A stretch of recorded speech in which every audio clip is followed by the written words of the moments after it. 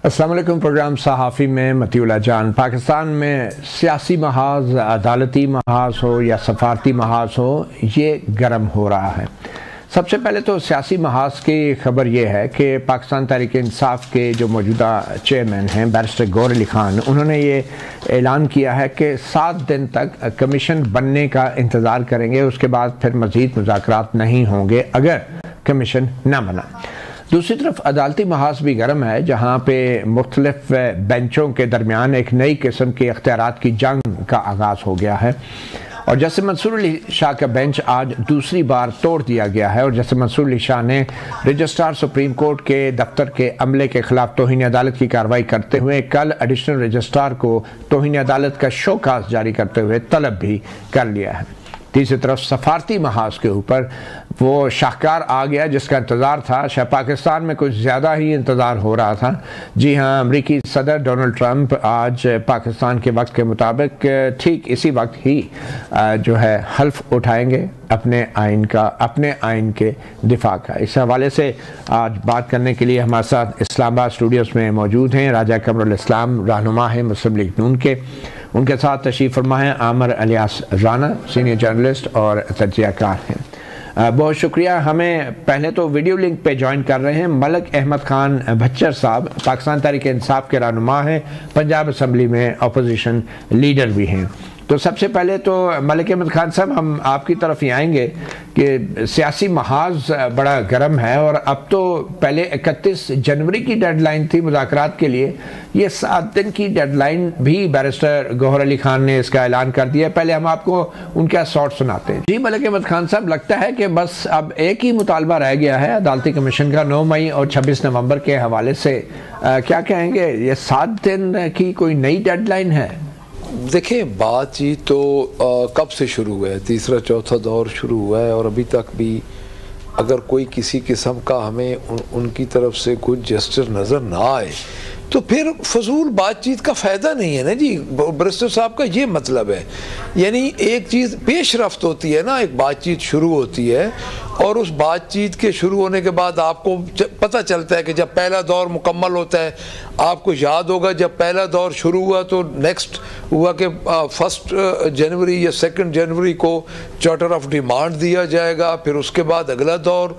तो जब बात एक जगह पे रुक जाए तो फिर फ़ायदा नहीं है कि इस बात को खामखा लंबा किया जाए। देखें, असल में हो क्या रहा है, हो ये रहा है सर कि एक अच्छी वाइब आनी शुरू हो गई थी, और मैं ये समझता हूँ कि खान साहब के जो ये अल कादिर ट्रस्ट वाले फ़ैसले से पहले चीज़ें कुछ पॉलिटिकल जमातों के अंदर भी चीज़ें कुछ समझने की कोशिश की गई कि अब वक्त आ गया है कि हमें अपने मसाइल ख़ुद आज़ादाना हल करने चाहिए।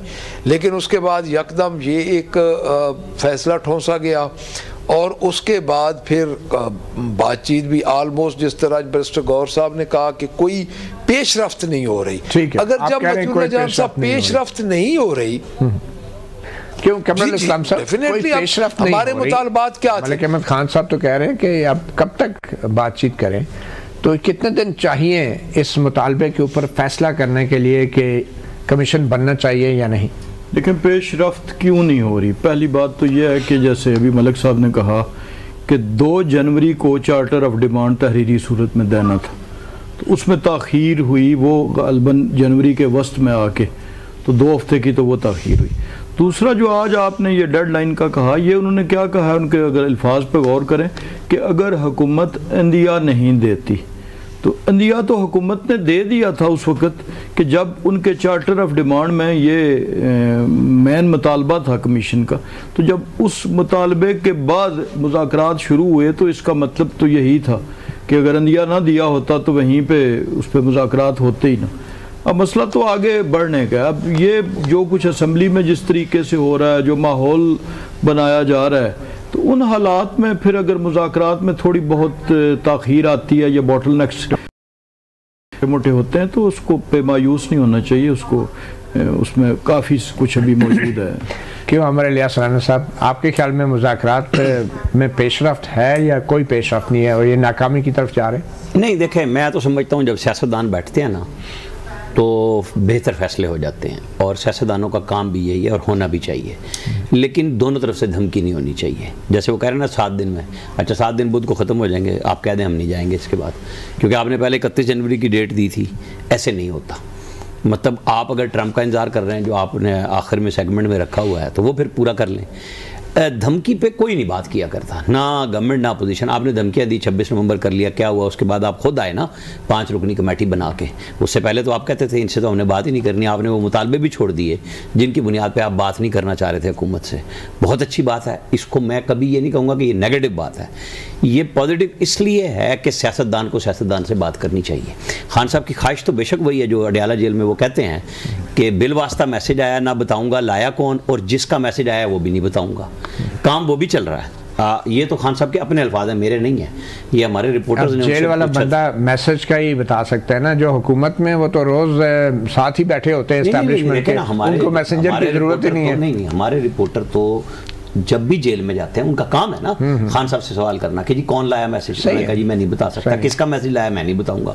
तो नीम रजामंदी उधर से भी थी कि भाई कोई मेरा काम चलता रहे। आपके ख्याल में वैसे मैसेज कौन दे रहा है खान साहब? देखे ना, बज़ाहिर तो अली अमीन गंडापुर हैं, सकती हैं, बहुत सारे लोग हैं जो हर तरफ राब्ते में रहते हैं। उसमें बैरिस्टर सैफ को देख ले, ये 24-26 नवंबर को कैसे मिलते रहे। मेरी बैरिस्टर सैफ से 26 उसने कहा मेरा टेलीफोन पे इमरान खान से कांटेक्ट इस्टेब्लिश कराया गया और मेरी बात हुई है, और उसमें बात समझाने की ही हुई है, लेकिन अब लेट हो चुका है क्योंकि अब वो निकल चुके हैं। आप मुझे ये बताएं कि क्या नून लीग के लिए वाकई कोई ये मुज़ाकरात बायस परेशानी है जो इस्टेब्लिशमेंट और इमरान खान के बीच राब्तों की सूरत में इस्टेब्लिश?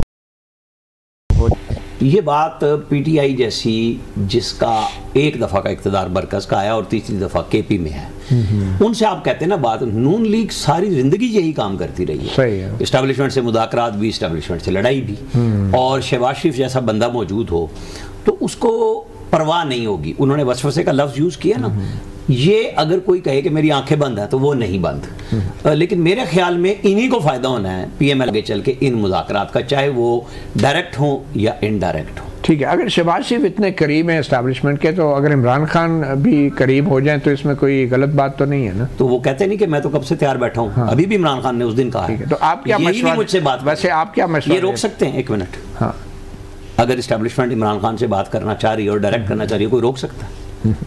आप बता दें। कौन रोक सकता है? तो बस फिर बात खत्म हुई तो कर ले। मुझे और आपको इसमें क्या होना क्या चाहिए? वैसे मेरे सामने तो सियासतदानों को आपस में तैय कर लेना चाहिए। आपस में करना चाहिए, एस्टैब्लिशमेंट को बीच से निकाल देना चाहिए। एस्टैब्लिशमेंट को आप सियासतदान ही मैसेज दे सकते हैं कि हमें इतनी कैपेबिलिटी है, कैपेसिटी है कि हम एक दूसरे को ऑब्जर्व कर सकें। ये काम नवाज शरीफ ने किया 2014 में, इमरान खान भाग गए उससे। सीधी सीधी सी बात है। चल सही। मलिक अहमद खान साहब, आर्मी चीफ से मुलाकात के बावजूद भी इमरान खान साहब को 14 साल कैद की सज़ा हो गई। इसका मतलब है कोई ज़्यादा कामयाब मुलाकात नहीं हुई आपके कायदीन की आर्मी चीफ के साथ? जी मतीउल्लाह जान साहब, पहली बात तो यह है कि राना साहब बिल्कुल ठीक बात कर रहे हैं कि सियासतदानों को आपस में बैठना चाहिए और सियासतदानों को इंडिपेंडेंट होकर बातचीत करनी चाहिए, पहली बात। दूसरी बात, फिर वही बात आ गई जो आपने की है कि आर्मी चीफ की मुलाकात कामयाब होने